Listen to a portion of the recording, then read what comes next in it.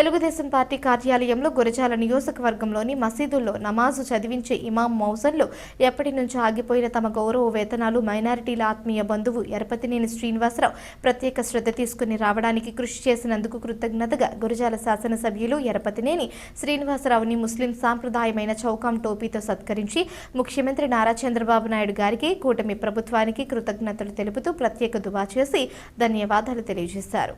ఈ సందర్భంగా గురజాల శాసనసభ్యులు ఎరపతినేని శ్రీనివాసరావు మాట్లాడుతూ 2014-19 తెలుగుదేశం పార్టీ ప్రభుత్వ హయాంలో ముస్లిం సోదరులకు స్వర్ణయుగంలో ఉండేదని, చంద్రబాబు గారి నేతృత్వంలో ముస్లిం మైనారిటీల కోసం ఎన్నో సంక్షేమ పథకాలు అమలు చేసి వారి ఆర్థికాభివృద్ధికి తోడ్పడటం జరిగిందని, రంజాన్ తోఫా దుల్హాన్, మైనారిటీ రుణాలు, విదేశీ విద్య, కుట్టు శిక్షణ మిషన్లు, చంద్రన్న బీమా, ఇమాం మోజన్లకు జీతాలు, కబ్రస్థాన్ ప్రహారీ గోడ నిర్మాణాలు, రంజాన్ నెలలో మసీదులు సుందరీకరించుకోవడానికి 10,000 చొప్పున అందించడం తదితర సంక్షేమ కార్యక్రమాలు మన నియోజకవర్గంలో అయితే షాదీఖానాల నిర్మాణాలకు, మదర్సా నిర్మాణాలకు, ఈద్గా నిర్మాణాలకు, కబ్రస్థాన్ ప్రహారీ గోడలకు నిధులు అందించడమే కాక భారతదేశంలో ఏ ఎమ్మెల్యే చేయని విధంగా హజ్కి వెళ్లే ముస్లిం సోదరులకు తన సొంత డబ్బులు తలా ₹1,00,000 చొప్పున ఇచ్చి 43 మందిని పంపించామన్నారు. ఇన్ని రకాల పథకాలు అమలు చేసిన ఘనత తెలుగుదేశం ప్రభుత్వానిది. 2019లో ఒకే ఒక్క ఛాన్స్ అంటూ అధికారంలోకి వచ్చిన జగన్మోహన్ రెడ్డి మైనారిటీ సంక్షేమ పథకాలన్నీ తొంగలు తొక్కి మైనారిటీలకు తీరని అన్యాయం చేశాడు. రాష్ట్రంలో మరియు మన నియోజకవర్గంలో మైనారిటీల మధ్య దాడులు కూడా చేసే రాక్షసానందం పొందారు. ఇప్పుడు మరలా 2024లో కూటమి ప్రభుత్వం అధికారంలోకి వచ్చిన తరువాత రాష్ట్రంలో కానివ్వండి, నియోజకవర్గంలో కానివ్వండి, ఎక్కడా దాడులు జరగకుండా రాష్ట్ర అభివృద్ధితో పాటు ప్రతి ఒక్కరి సంక్షేమాన్ని అందిస్తూ ముస్లింల పక్షపాతి గౌరవనీయులు నారా చంద్రబాబు నాయుడు గారి సారథ్యంలో వైసీపీ హయాంలో ఘోరంగా నాశనమైన ఆంధ్రప్రదేశ్ రాష్ట్రాన్ని పునర్నిర్మించడానికి, పేద వర్గాలను సంక్షేమ పరంగా అభివృద్ధి చేయడానికి పూనుకొని జగన్ ప్రభుత్వంలో ఆగిపోయిన మౌసాన్ ఇమాం జీతాల కోసం తొలి విడతగా 45 కోట్లు విడుదల చేసి ఇప్పుడు మరల 90 కోట్లు రిలీజ్ చేసిన ఘనత కూటమి ప్రభుత్వానిది. మన గురజాల నియోజకవర్గంలోని 64 మసీదులకు గాను ₹1,80,000 చొప్పున ₹1,15,20,000 వారి అకౌంట్లో జమ చేయటం జరిగింది. ఈ సందర్భంగా నన్ను మరియు ముఖ్యమంత్రి గారికి ధన్యవాదాలు తెలపడానికి విచ్చేసిన ఇమాం మౌజన్లకు, మత పెద్దలకు, ముస్లిం సోదరులందరికీ ధన్యవాదాలు. రాబోయే రోజుల్లో కూడా ముస్లిం మైనారిటీలకు అండగా ఉంటానని, పేద ముస్లిం సోదరులకు ఇళ్ల స్థలాలతో పాటు ఇమాం మౌజన్లకు ఇళ్ల స్థలాలు ఇచ్చి ఇళ్లు కట్టించి వారి ఆర్థిక అభివృద్ధికి తోడ్పడతానని, మీరు కూడా పనిచేసే ప్రభుత్వాన్ని, పనిచేసే నాయకుడిని గుర్తించి ముస్లిం సమాజంలోకి తీసుకువెళ్లి అండగా ఉండాల్సిన అవసరం, బాధ్యత మీపై ఉందని అన్నారు. ఈ కార్యక్రమంలో నియోజకవర్గంలోని ఇమాం మౌజన్లు, హఫీసాబ్లు, మౌలానాలు, తెలుగుదేశం, జనసేన, మైనారిటీ కూటమి నాయకులు పాల్గొన్నారు. यहाँ जमा जो किए हैं हमारे एमएलए साहब, आप लोगों को मालूम है कि इमामों को, मौज़नों को और मस्जिद के जिम्मेदारों को मैं तो समझता हूँ कि हमारे एमएलए साहब जितनी मर्तबा जमा करे हम लोगों को, इतनी मर्तबा कोई एमएलए जमा नहीं करे. మన ఎమ్మెల్యే సారు మన మౌజన్ల మీద, ఇమాంల మీద, మన మసీదుల మీద, మన మద్రసాల మీద, మన ముస్లిం సోదరుల మీద ఉన్న ప్రేమ వేరే ఎమ్మెల్యే దగ్గర, ఎవరి దగ్గర మనం చూడలేదు. అంతేకాదా? ఇప్పుడు దాకా ఎవరు మనం ఇక్కడికి ఇప్పటికి 4-5 సార్లు వచ్చాం. హజ్ యాత్రకు పోయేటప్పుడు ప్రతి వాళ్ళకు హజ్కి వెళ్ళేదానికి ₹1,00,000 ఇచ్చారంటే ఆయన ముందు చూపు ఎటువంటిదో మనం అందరం ఒకసారి ఆలోచించాలా.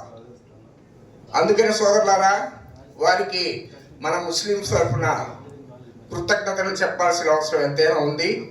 భవిష్యత్తులో వారికి మనం అండగా ఉండి మరి ముందుకు నడిపించాల్సిన అవసరం కూడా ఉందని చెప్పని ఈ సందర్భంగా సవినయంగా మనవి చేసుకుంటూ, ఇంత కొద్ది టైంలో ఇంత భారీ ఎత్తుకు వచ్చారు మీరందరూ. మీ అందరికీ అస్సలాము అలైకుం. నమస్కారం. ఈరోజు మన ప్రభుత్వం ఎన్నికలకు ముందు చెప్పిన విధంగానే ఇమాములకి, మౌజన్లకి ప్రతి నెల ఇమాములకి 10,000, మౌజన్స్కి ₹5,000, మొత్తం మన నియోజకవర్గంలో ఒక్కొక్క మసీదుకి ₹1,80,000 ఒక సంవత్సరానికి ఒకసారిగానే ఈరోజు ప్రకటించి, అదేవిధంగా ఇచ్చి 64. అదేవిధంగా మనం చూస్తే మన నియోజకవర్గంలో సోదరుల కోసం మనం హజ్ యాత్రని మరి ఏ విధంగా ఒక్కొక్క ₹1,00,000 ఇచ్చి మనం పంపించగలుగుతున్నాము. నాకు తెలిసింది భారతదేశంలో ఏ నియోజకవర్గంలో కూడా ఏ ఎమ్మెల్యే కూడా మరి ఎక్కడ కూడా ఇది చేయలేదు, ఎక్కడ అమలు కావట్లేదు. నేను కూడా బయట ప్రాంతాలకు వెళ్ళినప్పుడు కొన్ని మసీదులకు వెళ్ళాను. నేను కూడా చూస్తే ఇక్కడ వాతావరణం అక్కడికి వెళ్తే కన్నుల పండుగ. నేను జమ్మూ కాశ్మీర్ వెళ్ళాను ఒక 3 years బ్యాక్.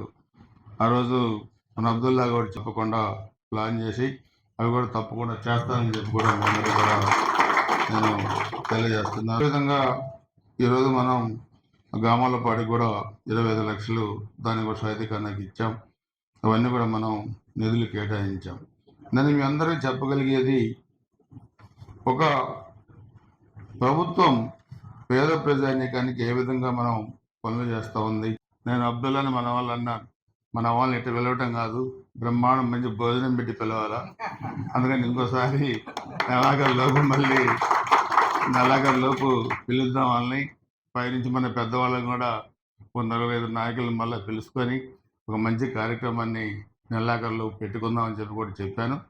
ఆ డేట్ కూడా ఒకసారి ఫిక్స్ చేసి ఒక మంచి కార్యక్రమాన్ని ఒక 2,000 మందితో మరలా పెట్టుకొని ముఖ్యమంత్రి గారి కృతజ్ఞతలు తెలియజేసి ఒకసారి ముగిస్తే సమాజానికి మంచి జరుగుద్ది. చెడును ప్రోత్సహిస్తే సమాజానికి చెడు జరుగుద్ది. మంచిని కోరుకునే మనుషులం కాబట్టి అందరం కూడా ఒక పాజిటివ్ దృక్పథంతోనే ముందుకెళ్దాం. దానికి తప్పకుండా మీ కమ్యూనిటీ అభివృద్ధికి ఎప్పుడు ఏ అవసరం ఉన్నా నేను కూడా మీ కుటుంబ సభ్యుడిగా మీకు ముందుంటాను, మీలో ఒకటిగా ఉంటానని చెప్పి తక్కువ టైంలో అయినా ఇంత పెద్ద ఎత్తున వచ్చేసిన మీ అందరికీ పేరు పేరున హృదయపూర్వక నమస్కారాలు, ధన్యవాదాలు. నమస్కారం.